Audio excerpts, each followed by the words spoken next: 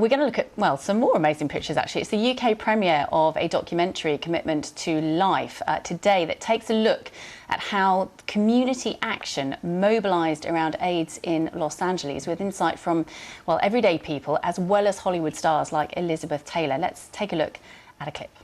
Tonight in Los Angeles, some of the biggest names in show business will host a widely publicized benefit for AIDS. Ladies and gentlemen, Miss Elizabeth Taylor.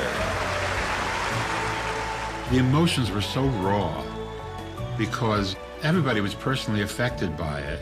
All we can do at this point is help our friends who have AIDS. Well, I'm very pleased to say that I'm joined by Jeffrey Schwarz, director and producer of Commitment to Life. Thank you so much for joining us here. Just tell me about the documentary. Commitment to Life is the story of the fight against AIDS in Los Angeles, in particular Hollywood, and it's how an incredibly intrepid and brave group of people came together to change the course of the epidemic.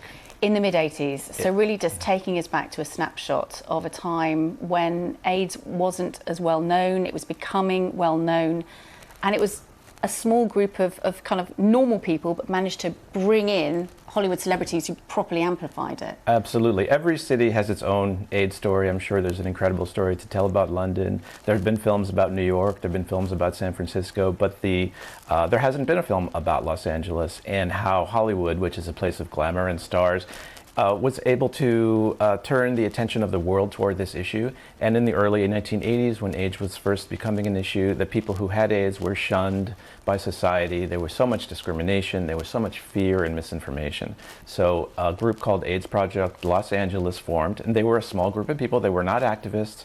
They were just friends who had friends who were suffering. And they were in Los Angeles, and they said, well, what do we have to offer that other cities don't have to offer? We've got movie stars. And so Elizabeth Taylor, who at the time was the biggest movie star in the world, there wasn't a person around who didn't know who she was.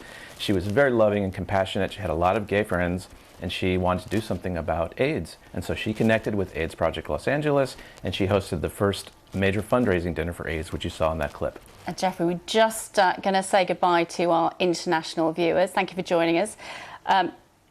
Just let's carry on, because it is a fascinating story. And just tell me how you got involved, how you came to want to tell this story.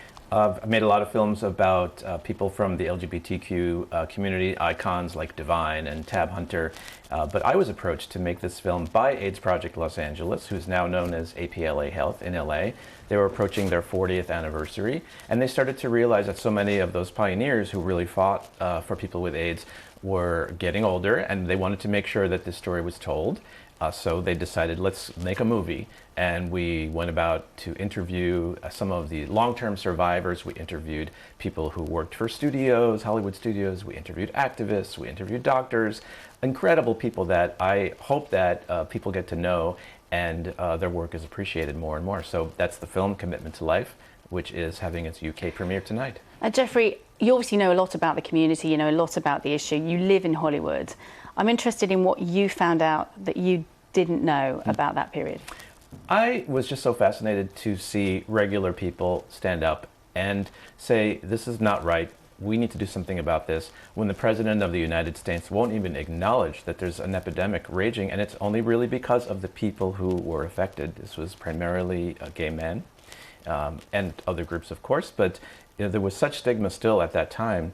And this was a long time, now we have openly gay people in the entertainment community, but there was really nobody. And so it took someone like Elizabeth Taylor to stand up. She had a very close friend, Rock Hudson, one of the biggest stars in the world, and it was announced that year in 1985 that he had AIDS. And that was really the first time that people across America felt that they knew somebody who had AIDS, right? So she went and did these fundraising events, and the fundraising events called Commitment to Life went on every year for a decade, and some of the biggest stars in the world performed at these events. And it provided safety, and it provided a way for people to say there's nothing to be afraid of here. One of the people in our film is Reverend Steve Peters, who just passed away recently, but he was a longtime survivor. And he was put forward by AIDS Project Los Angeles as somebody who could sort of say, hey, there's nothing to be afraid of here. Yes, I'm a person with AIDS, but, I'm here, and we are going to get through this together. Why do you think this story is still relevant today, so many years on?